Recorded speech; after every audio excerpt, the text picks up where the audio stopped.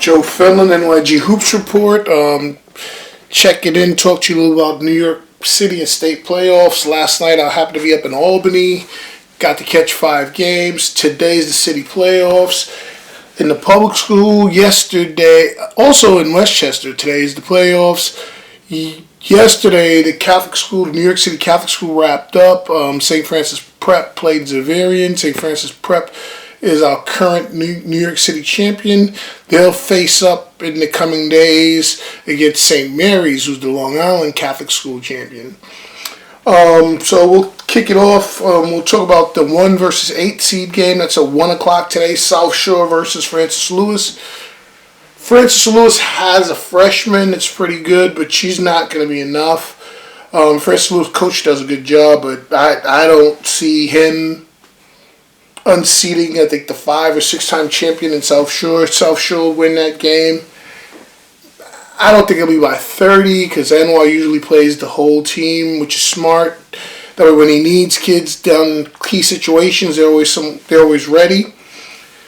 The 3 o'clock game, which is a 4 versus 5. Summit is the 4 and Grand Street is the 5. I got Summit. I think, it's a senior-laden team. Grand Street's very talented. Grand Street has 2 freshmen, 2 23s, a 6'5" kid that's a P5 kid, hands down. Bob came up to New York. He fell in love with her, Kimura. And they have a nice wing/guard 5'9" kid, but I think Summit just has too much in Sky Castro. She'll be relentless on the boards. They have another 6'3" kid committed to NJIT. They have a number of unsigned guards that are very talented that can act scholarship level kids. I don't know what, low D1, D2, even at JUCO. If those kids end up going JUCO, the price will be up on them in 2 years or even a year. Now here's a trap game. Curtis versus Truman. Curtis is the 3 seed. Truman is the 6 seed. I got Truman winning this one. Curtis is talented. They have a guard, Zara Lewis out of Staten Island, super talented. They have a lot of other kids that can actually do some things as well. But Truman has been playing without his main 2 players all year. Both of them were hurt, and they're both coming back for the playoffs. One is Ariel Sewell, who's a junior. Very talented, 6'2", wider body kid. I know right now all the AAU teams are trying to get her to play with them this summer. Very skilled, can play with the back to the basket and can play facing, has range to about 12 to 15. Passes very well, understands the game. She was currently with the Hoopers New York program. But again, enough about AAU. Let's stick to the script. He also has an unsigned senior kid, a 6'1", 6-foot kid, utility forward, does a little bit of everything. She'll be a scholarship kid when it's all said and done, whether low Division I or Division II.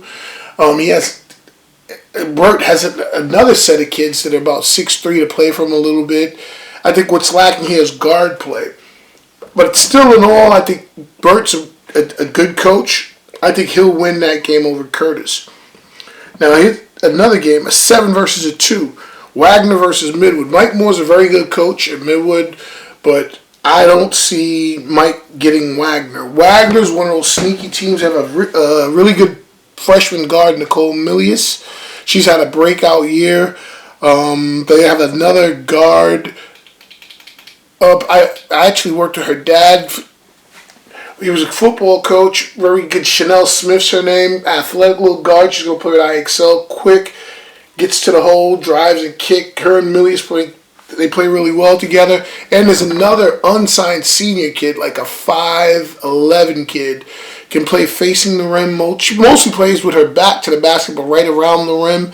Plays facing very little, has some range. Comes up with makes big plays for them. It's a real solid all-around team. I know they played with Chanel Smith for a while, and they just kept the ball rolling. They might have only lost 1 or 2 games all year. Nicole Milius is a bucket. Every time I went to see her, she did well. And every time I look on the internet, her dad posted the score. She does well. I think they'll take out Midwood fairly easy. Midwood's undermanned this year.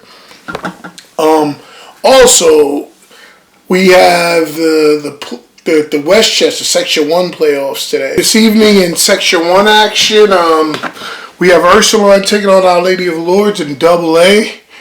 Got to see both of them last week in their semifinal games. Ursuline's rolling on all cylinders. They're headed by Sonia Citron. She's been named the Gatorade State Player of the Year. Our Lady of Lourdes. They have a young lady, Ava Learn, who I'm sure will be matched up with her all day. But I think, when it's all said and done, Ursuline will get this one in a landslide. Ursuline has more pieces, and especially when they're hitting shots. Ursuline's point guard's done a good job getting other kids involved. Ursuline's I can't think of her name, kid number 22, great glue chemistry player, does a little bit of everything, comes up with big shots. I think she's 2022. Sometimes she even helps with the ball handling. She plays with Empire. Now in the A game, we have Harisson versus Hen Hud. The best semifinal I saw the other night was Hen Hud versus Rye. Rye pretty much had that game won, was up by 17 heading into the second quarter. Well, heading into the half. One of the guys was sitting next to me. Funny story. He was just pissed. He was ready to leave. He put on his jacket. They started going on a run. I said, if you leave your jacket on, they'll come back. I guess I didn't even really believe it. Left his jacket on second half. Harisson came back. Rye got solid play from Tegan, and they got really good play from Amanda, who's a 21, but it just wasn't enough. I think Harrison's team effort. Harisson had, if I can remember correctly, about 5 or 6 kids that they all contributed to the comeback. Tori Fernandez was a great help. Victoria Ladino. There's one more kid. They had a kid that didn't score much, but was a hell of a player from an 8th grader. Maya, God, what's Maya's last name? Maya Straza. I'm saying all this to say Harrison's been on a roll. I've seen him probably twice in the last 3 weeks. I got Harisson winning that, and I have Ursuline winning the Double A. Now, last night I was upstate New York. I got to see 5 games. Got back home 4 o'clock this morning. Got to see some Section 2 state stuff. So this was like all for Section 2, and then whoever wins that moves on and plays another area. I got to see a really good game in Fort Edwards versus Whitehall. There was a kid I wasn't really too familiar with, and she might end up being a really good player. Kid Gabby Thomas. She was strong off the dribble.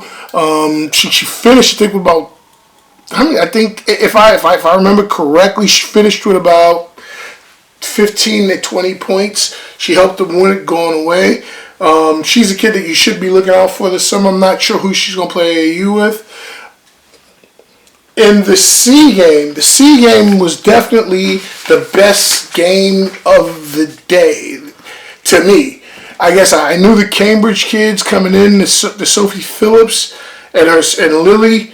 Ruth Nolan, I think she's a junior as well. She had a tremendous shooting day. She helped a ton, but the Phillips twins were like rock stars. Finished with 41 points, shot over 50%. The only one thing I think they didn't shoot well from the 3-point, but I'm sure they have some more time. They'll figure it out. They played a really talented Maple Hills team. Maple Hill was a senior-laden team. They won it at the onset. I didn't know what was going to happen, but as soon as Cambridge got everything rolling, and Lily and Sophie just took turns taking over. I think at the first half, Sophie was in foul trouble. Lily handled everything. Second half, Sophie took over. In the B game, we had Markel Christian versus Mechanicville. Markel Christian had an 8th grader. Everyone was talking about her. I saw her last June at Jeff Melander's event up in New York at Kid Avery Mills. It's a little different when you see kids playing in events, individual events, compared to high school. But, she's going to be a pretty good player. But Mechanicville seemed a little just too strong. Mechanicville was a senior-laden team, an older team. Markel was a little younger team. Markel did fight and didn't give up. They had a kid at unsigned senior number 12, Micaiah Mitchell, who really carried the team until like Avery got everything going towards the end. Avery hit a few shots. They cut it down, but Mechanicsville was just a little too strong for them at the end, a little too much. The A game. Now the action kicked up a little bit with the A game with Queensbury versus Averill Park. This was more of a defensive game. No one really shot it well. It seemed like both these teams, they didn't play each other during the season, but they did a good job scouting each other, getting each other out of what they wanted. There were a few really, Anna Jankovic played really solid. The Wood sisters, the two of them were just too much for Queensbury. Queensbury had a senior, Haley Ballard, about 6'1", really strong kid, did a little bit of everything. She was in foul trouble early. As she got into foul trouble, that became a problem for them, and Averill Park kind of opened up their lead and finished everything up. Now the game of the night, which was Saratoga versus Shenendehowa. Saratoga-Shenendehowa was really a really good match. I got to see Dolly Kearns last week or 2 weeks ago. I went up to Albany to watch them play a playoff game versus Guilderland. Dolly's shoulder wasn't 100%, but I tell you, for someone that didn't have a 100% shoulder, she was as impressive as you've seen. She's very efficient. She got everyone going. Saratoga and Shin faced each other early in the year twice. They split the matchup. Dolly Kearns has been playing lights out. I think the game before this game, she might have had 30 or 40. So Shin had a great game plan. Shin just wouldn't allow her to get into a groove. They doubled her, got the ball out of her hand. By the second quarter, I think she might have only took 2 or 3 shots, long balls. But she stayed patient. She's a URI commit. Coach Tammy Reese was in the building to see her. She got other players going. In the third quarter, you could see that she was starting to figure some of the stuff out in terms of how she can get off a little bit. She scored a few baskets. But going into the fourth, they kind of held her in check. Some of it is because she played the right way as opposed to keep forcing and jacking up shots. She found the open people. Just they hit shots. They did the things they were supposed to do. The game was close within, I think, 2 minutes. It was an 8-point ball game. And at that point, I guess that's when the stars come out. She knocked down a big shot, took the game to about 2 or 3. She found another kid, definitely got the game to 3. The kid, Ray, the junior, number 4, really good shooter. But they're freshmen. Saratoga's freshmen. They have 2 forward freshmen. They play lights out. They play really well together. They feed off of each other. One's about 5'11" or 6 foot. One's about 6 foot 6'1"ish. They both play within the arc. Great touch. They can step out a bit, but they try to keep it right within the free throw, the arc. Like I said, they pass it well. I hope they play AAU together this summer. They'll definitely get some money. But staying on point. The Saratoga game, it came down to the end. Dolly Kearns hit a shot. I'd already packed my stuff up. I said, all right, they're going to lose. She hits a shot. They cut it. No, she passes the ball to Ray. Ray hits a shot, knocks it down to 5. Dolly Kearns come back. She hits a 3. Now it's a 2-point ball game. They foul. They hit one, miss one. Last second, Dolly put it up. It came up a bit short, but it was right on line. And Shenendehowa won the game.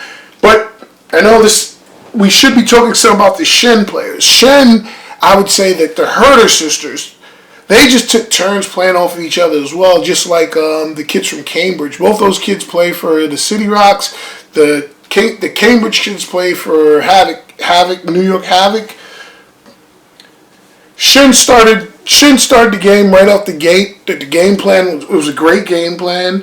They had a guard, Simone Walker, kid going D2. She kind of got him going, got him applying pressure, doing everything she needed to do to get the team going. She rolled up her ankles, and at that point, I thought that would be a big issue for Shen. But like I said, again, the Herder sisters took turns playing on the ball. They played tremendous. They did a little bit of everything. Wasn't everything. One of them is usually known for always shooting, but she showed toughness. She showed the ability to run the team. She showed the ability. She was somewhat vocal with her teammates, getting kids in the right spaces. They have another kid that's going to New Hampshire. God, what's her name? Bella Stewart. Bella didn't score much. She plays with Havoc, but Bella did all the other things necessary to help you win. She came up with a few tough baskets around the rim. If my memory serves me correctly, she hit a three. Shen's a really strong team. And moving in, I don't know. I think they play the Section 9 winner next week. I'm not sure who's going to win that. Usually, I'll just stay off that because I haven't seen many of those teams yet, so I can't really talk on that. But how I see it going down the stretch, I see it South Shore, Lehigh, Shen, or maybe even Kearney out west. Or Kearney or Shen are going to represent upstate New York. I'm not 100%. One of the two in AA. South Shore represent the public schools down here. St. Francis Prep will definitely represent the Catholic school. And Lehigh will represent the AA and independent. With the A, I have to do some more research this week, check everyone out, so I may drop something else later on in the week. I think this is way easier than writing for me. I just plug it up, get it going. If you have any questions, you can DM me at NYG Hoops, at Twitter, Instagram, or even drop me something on Facebook.